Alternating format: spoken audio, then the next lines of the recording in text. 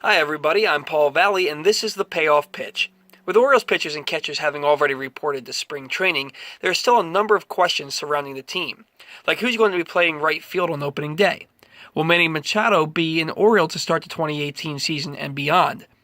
And more importantly, for now anyway, what are the Orioles going to do to address a porous starting rotation that features just two major league caliber starting pitchers, Dylan Bundy and Kevin Gausman?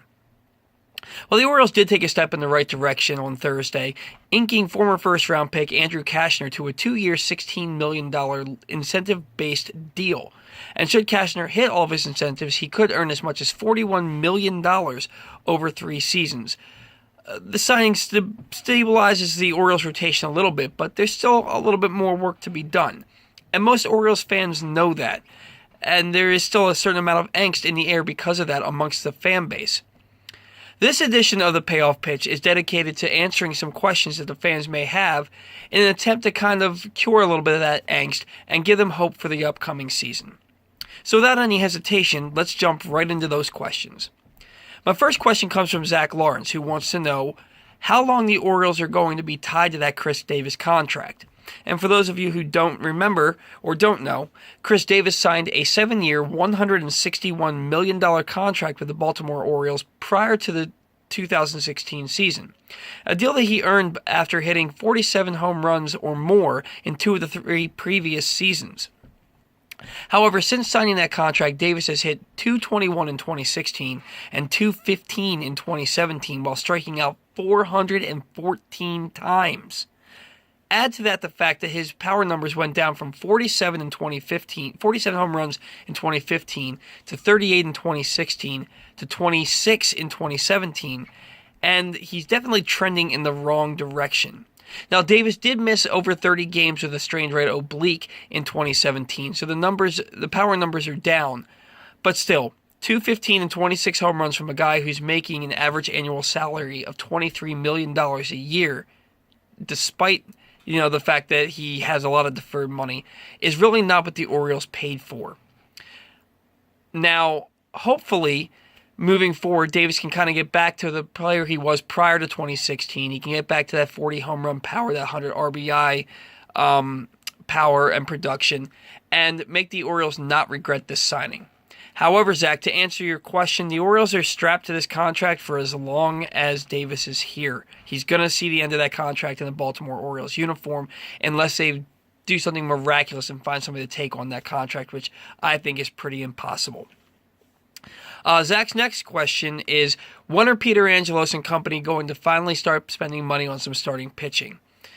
Well, they did that to a certain extent in signing Andrew Cashner. Now, as I said, the Orioles still have more work to do. If the season were to start today, they still have 2 holes in that starting rotation, and you don't really want to see a couple of Rule 5 guys and a couple of career minor leaguers fighting for that 4th and 5th rotation spot. I do believe that there's still another signing or 2 on the horizon. I think one of them is definitely going to be Chris Tillman. I'm hoping that Cashner isn't the marquee signing for the ball club, but I think there's a good chance that he probably is the marquee signing. You're probably looking at him, Tillman, and then an internal battle for that 5th spot in the rotation.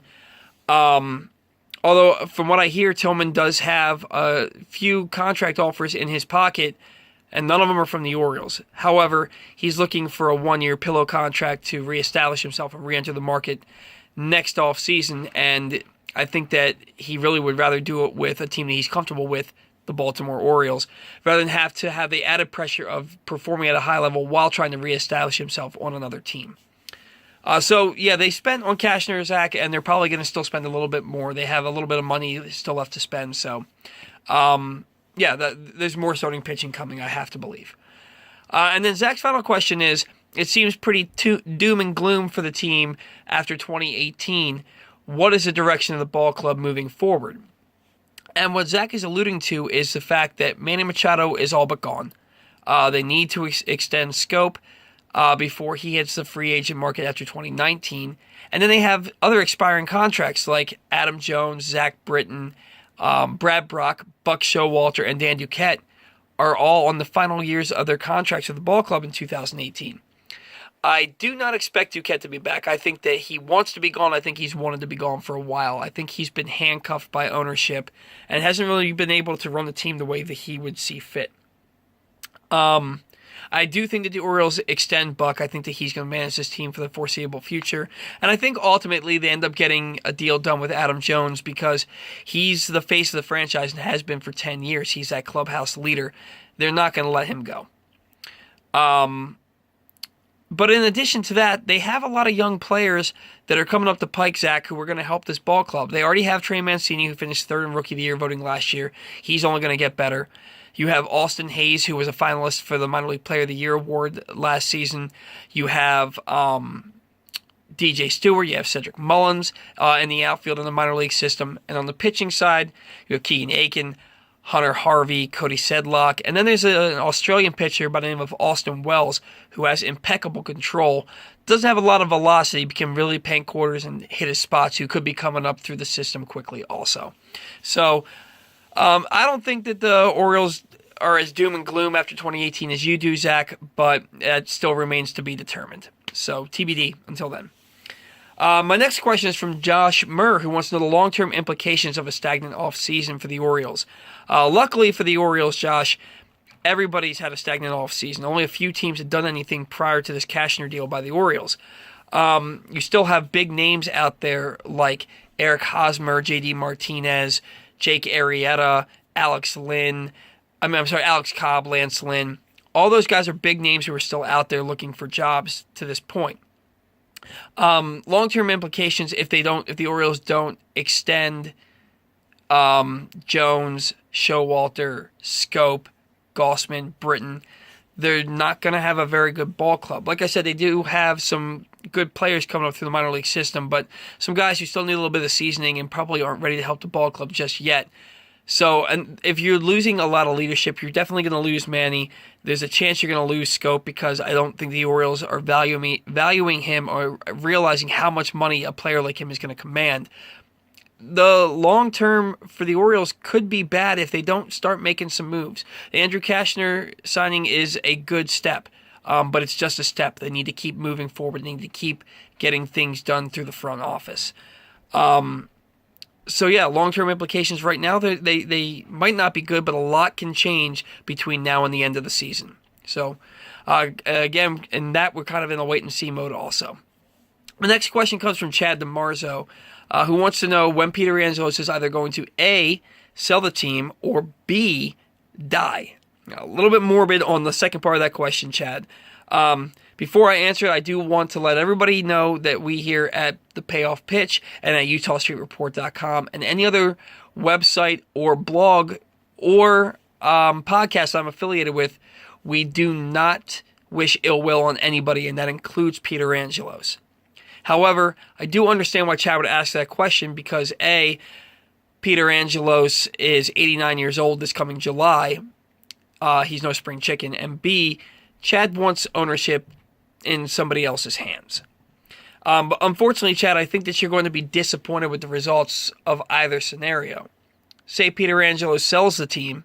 Whoever acquires the team is going to be also acquiring quite a bit of debt, which means they're going to have to trade away and let go of some good players. They're going to have to cut payroll, which means lower talent, lower payroll, less wins. So if you're ready for, several years of 90 to 100 plus losses, then yeah, go ahead, sell the team. If Angelos were to die, I believe that his sons would inherit the team, and who's to say they wouldn't run the franchise the same way that their father does. Now, let's give credit where credit is due. Angelos has had the Orioles have the highest payroll the team has ever seen over the last couple of seasons. It's going to hit a new high again this year. And the Orioles have been competitive because of some of his signings over the last 5 to 6 years. So he has gotten the job done. I think that we're all just a little, still reeling from the fact that he gave a lot of money to Ubaldo Jimenez, Chris Davis, who's underperformed, and a guy like J.J. Hardy, who was on the tail end of his career when he got that contract. Let's wait and see how the Orioles look at the end of spring training before we start wishing ill will or a selling of the franchise from Peter Angelos. Thanks for your question, Chad. Sean Whalen Jr. wants to know why the Orioles deliberately entered spring training with just 2 starting pitchers. And this should serve as a news flash to the entire fan base. This is how the Orioles do business.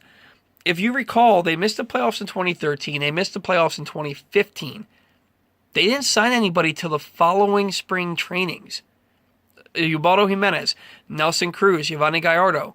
These were all supposed to be big signings. The only one that really worked out was Cruz. But all of these signings were supposed to be big signings to help the ball club, and they weren't signed till after spring training had already began. So there's nothing really different this time around. It's just magnified because the Orioles have so many holes on their roster this time around, and they're coming off a last place finish where they lost 87 games. Add to that the fact that the rest of the league has been stagnant as well, and it's doubtful that the Orioles are going to have a quality player fall in their lap like years past, because a lot of other teams are waiting for the same thing. And if a player can choose to go to the Orioles or maybe get just a little bit more money someplace else, they'll probably go someplace else. So it's not really, I mean, maybe it's a deliberate thing, Sean, but this is just how the Orioles do business. Again, it's just magnified because of the holes on the roster. Thanks for your question, Sean. Mel Vogelsang asked me on Twitter, and Mel, I hope I pronounced your name correctly. He asked me on Twitter, how can the Orioles compete with 2, now 3 starters? And to answer it simply, Mel, they can't. If the season started today, the Orioles would have a bad baseball team in front of them simply because of the fact they only have 3 starting pitchers. And Andrew Cashner has declining peripherals, so you're not really quite sure what you're going to get from him.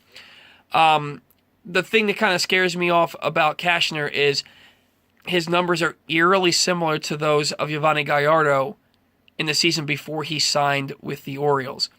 Both pitched in Texas, both right around 30 years old. Both made 29 or more starts, gave up 15 home runs, pitched to a 3.4 ERA. Saw their strikeouts go down and their walks go up. I think that Cashner has a better bill of health than Gallardo did, so he may have a better opportunity to repeat his 2017 performance in 2018.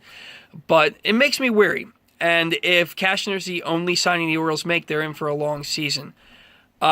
I do, like I said earlier, expect them to sign Chris Tillman, and hopefully one of Lance Lynn or Alex Cobb falls in their lap. I don't believe that's going to happen. I think that Cashner's probably the marquee signing, but, here's hoping. This rotation is not finished yet. They're going to get more starting pitching. You just might not like who they get.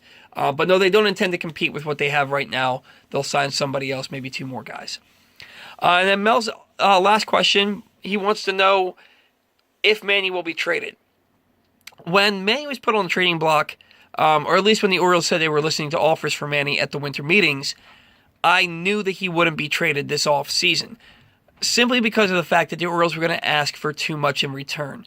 The Orioles want 2 young, controllable starting pitchers and probably another prospect or 2 for Manny Machado. And everybody knows that no matter who Manny plays for in 2018, he's not going to sign an extension with them. He is fully intent on testing the free agent market come the 2018 off season. So nobody's giving up what the Orioles were asking for. So I knew we wouldn't be traded then.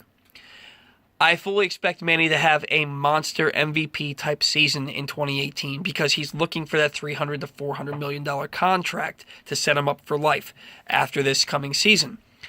So I think Manny's going to go off.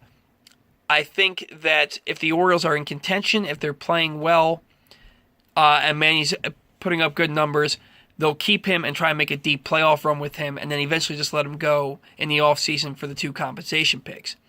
Now, if Manny's having a good season, and even if he's having a bad season, because he's Manny Machado, if the Orioles are having a bad year and they're out of contention by the deadline, they're probably going to try and trade him for the best deal available and hope that a team who thinks that Manny puts him over the top will overpay for him for 2 months. Either way, Manny's not going to be an Oriole after 2018. It hurts to say it, but it's just the facts of life. Alan Robinson, also on Twitter, wants to know, of the 8 Orioles starting pitchers, well, 9 now, and I'm going to add in a 10th, how many of them have major league options? So right now we're looking at Dylan Bundy, Kevin Gausman, Andrew Cashner, Mike Wright, Hunter Harvey, Gabriel Anoa, Miguel Castro,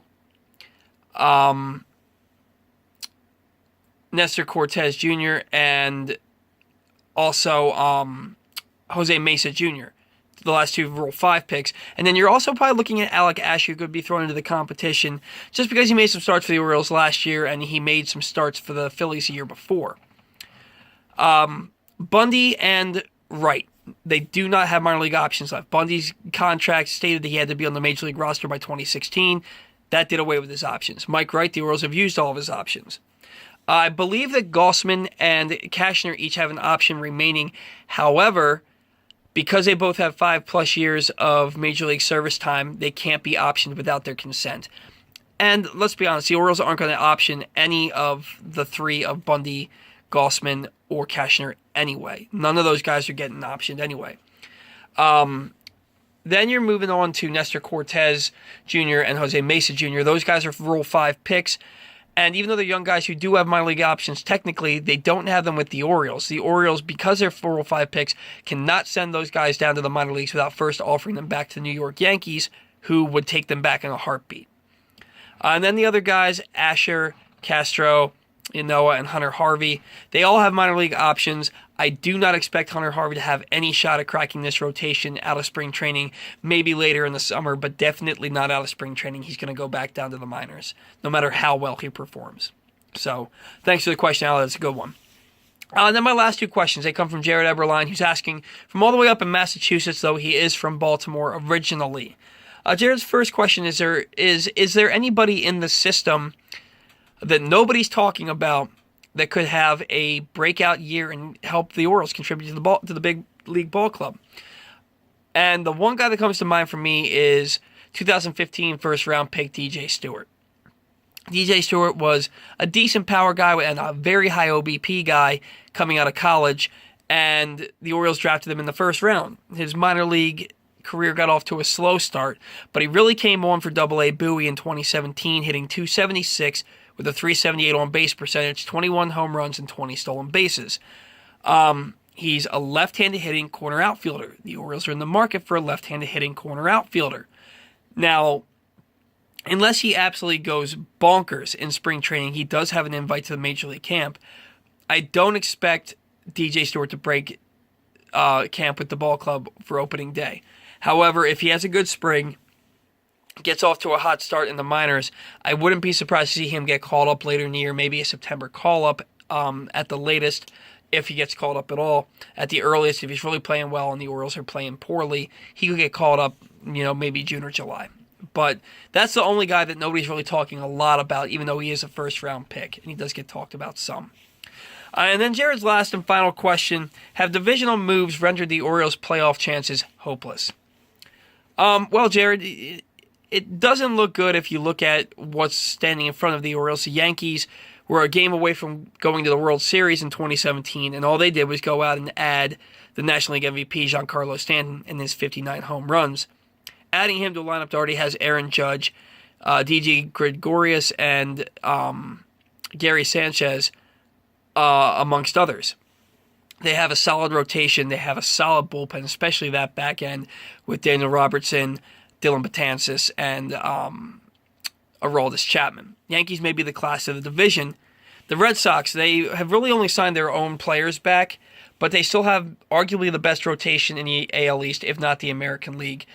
They have a solid lineup. Even though they were last in the AL in home runs in 2017, they still have a solid lineup that could bounce back in a big way this year. And if they add J.D. Martinez, they may be the front runner for the division. The Blue Jays have made some low-key signings. Randall Grichuk, they traded for him. He's a 25-year-old outfielder, 26-year-old outfielder. A lot of power, a lot of strikeouts, not a lot of walks, low OBP guy, but he's young and provides pop to that lineup. They traded for young Garvis Solarte, who's going to be their starting second baseman. Solid player, not a difference maker. And they also signed Curtis Granderson to be a platoon guy and a veteran clubhouse presence, which is the best they can hope for out of him at this point in his career. Oh, and they did just sign Jamie Garcia to a one-year deal, a left-handed starting pitching option for them to go along with Aaron Sanchez, Marcus Stroman, Marco Estrada, J.A. Happ. So they could have a bounce-back year and have a solid rotation. I think the Rays are in for a long season. They traded away Longoria. They're losing Cobb. They're going to be trying to trade Jake Odorizzi. Haven't really gotten anybody to replace those guys. could be a long road ahead for the Rays also. But having said all of that, none of that matters if the Orioles don't address the needs on the roster.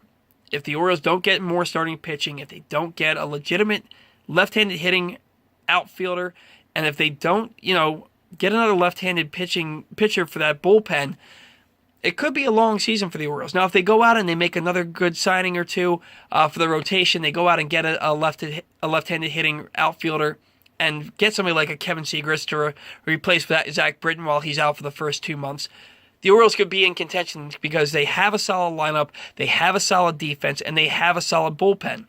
That rotation is really the only thing standing in their way from an internal standpoint. So hopefully they get some pitching, some free agent help, maybe some trade help, and if the Orioles do that, they could be in contention. But the guys standing in front of them in the division, they have a really good shot too. So that's going to do it for me today. Thanks to everybody who asked their questions. Thanks to everybody who's tuned in. As always, you can follow me at Paul Valle III. I am always tweeting about some kind of sports. So you can follow me on Twitter at Paul Valle III. You can read my content over at UtahStreetReport.com, where you'll also see all of my payoff pitch videos. I'm going to be producing a lot more content in the coming weeks and months because baseball's back. Baseball's here. So, again, thanks for tuning in. Thanks for following. And as always, go O's. See you next time.